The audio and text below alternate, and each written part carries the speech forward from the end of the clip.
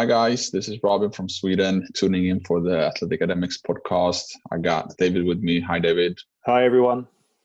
In 2 days in a row now, you've listened to college soccer and you've listened to college track. Today, we're continuing the mini-series going into college swimming, and it will be David explaining to us on how that works in the US. So David, would you mind starting telling us when does the season take place and what's the schedule like in college swimming? Yeah, absolutely.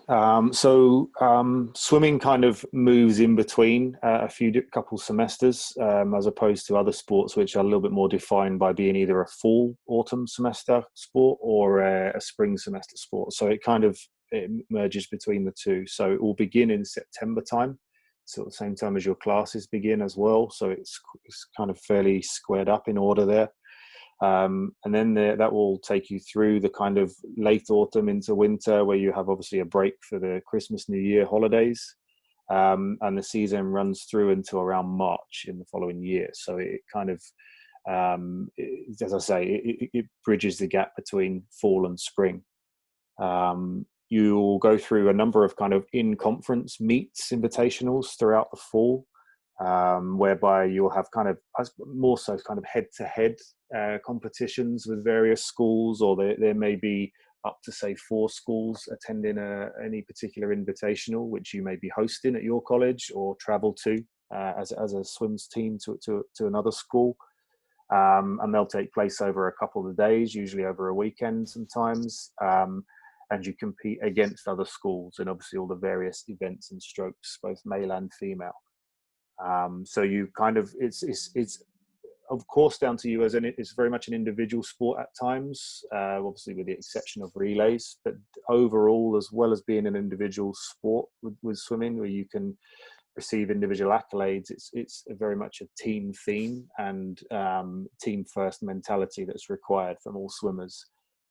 So swim teams accumulate points over the season throughout their various conference meets that they've had on a kind of weekly basis, and they will kind of earn a conference ranking depending on their results there. Obviously, the more that they are successful and the more that they win, then the higher up the conference ranking they will be. So to give you a little bit of an idea, a conference is kind of a smaller league of schools which belong to a particular conference within a region. So whilst there's hundreds of colleges that offer swim programs, there'll only be around, say, 8 to 10, sometimes a maximum of 12 in any given conference.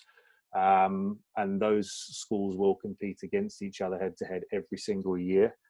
And they will battle it out for kind of reaching the top couple of positions there in the conference. So that by the time they get to the conference tournament, which is kind of the ending of the initial college season, they're basically all competing for titles there, and that takes place in around late February each year. So those that do particularly well in the conference tournaments as individuals and as swim teams in general will progress further beyond the conference tournaments and into the NCAA's national championships, and the same for the NAIA as well. This is where you kind of go beyond your region and would compete against colleges from all over the country that have qualified to get there. And that's really the kind of best of the best for that particular season. And that takes place into sort of mid-March. And that's when the season wraps up there at the end of the national championships.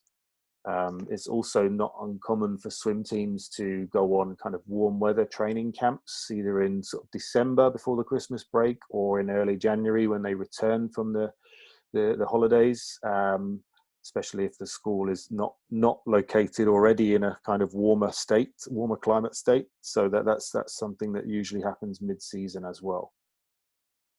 All right, nice. And I know you're working with swimmers, and I do too, actually. And my swimmer Emily is actually living in Shanghai, so it's a bit of a special case. But when comparing times and calculating in a swimmer on where he or she will be able to compete, firstly, you do transform it to short course yardage, don't you? And how do you convert that when you market them to schools in the US?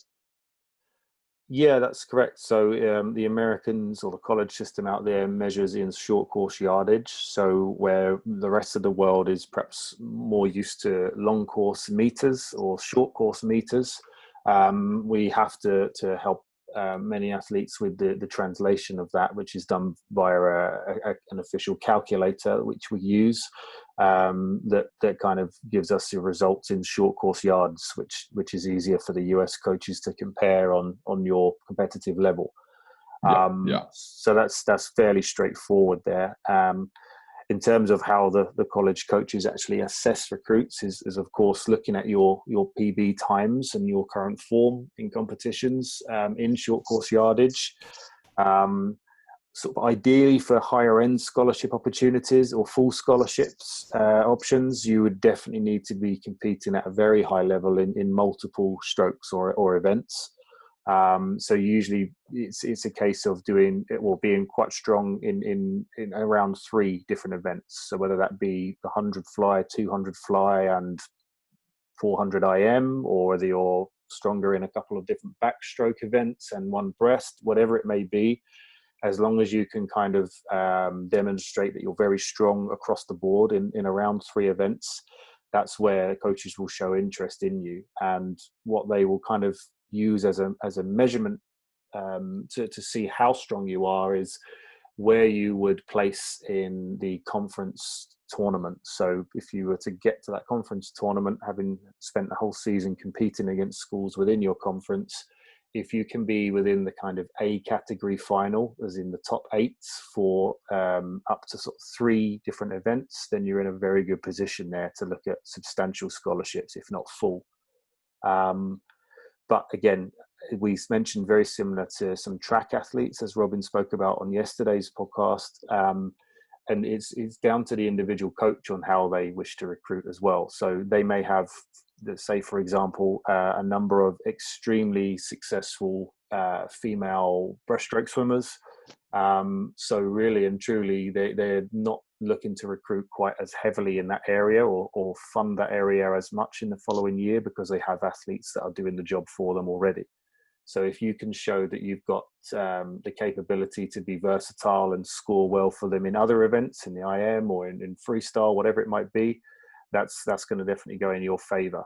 So yeah, that's a little bit of a breakdown on what they look for and how scholarships come about. And now when we know how the college coaches look and how they think in terms of how they recruit, how much scholarship are there available for them to award to different types of swimmers?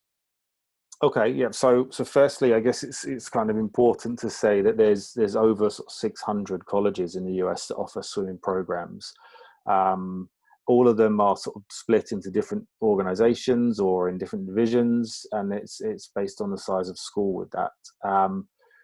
Each swimming roster will have somewhere between 20 and 30 female swimmers and 20 or 30 male swimmers if they offer both gender sports.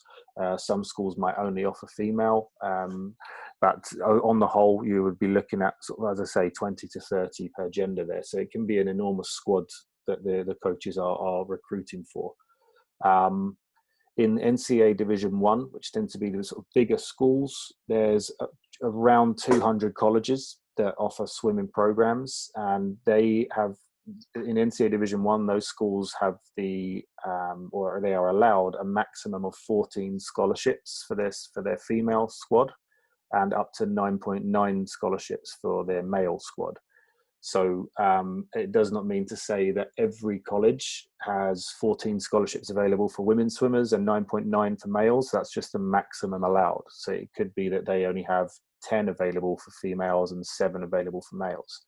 It depends on their funding, but essentially that's what they can go up to. In NCAA Division 2, which are slightly smaller schools, there's about 106 colleges with swim programs. And they offer 8.1 scholarships for males and 8.1 for females. So it's evenly matched there. Division 3, as we've mentioned in previous pods, there's no athletic scholarships available, so it just relies on some academic aid there at times. And with the NAIA, which is a separate organisation, usually with smaller schools, there's just under 40 or so colleges that offer swim programs in the NAIA, and they both offer 8 scholarships per squad for males and 8 for females as well. All right, great. So there's plenty of opportunities for swimmers in each different types of levels to go over to the US, which is great, because in many of the sports, it's a lot of sports and a lot of schools offers different types of sports. So please remember that you do not need to be elite in order to do any types of sport in the US. It's all who have the chance to do it. So let's say I'm a swimmer here, David, listening to this episode. Think you sound like a nice and knowledgeable guy, and want to get in touch. How do I get in touch if I'm a college swimmer and wants the help of Athleticademix? Sure. Yeah, you can definitely reach out to us via social media. We're on Instagram and Facebook and Twitter. In both, we have a UK version with English speaking, and also a Swedish version, which you run, Robin, where athletes can get in touch and find out more. You can also find lots of info on our website on the menu tab, where there's sports information about all various sports that we work with, including swimming. And that gives you a little bit more in-depth knowledge about the process and what's involved as a college swimmer. And if you want to reach out to us and just receive more info via email, there's always the free assessment option on our website that you can find quite easily to request more details. But yeah, ask us some questions. Don't hesitate to find out more, and we'd be happy to talk to you about it. Yep. Thanks, guys, for tuning in. And tomorrow we're going to go in depth into college golf. Tune in then. Stay safe. Bye. Thanks all. Bye.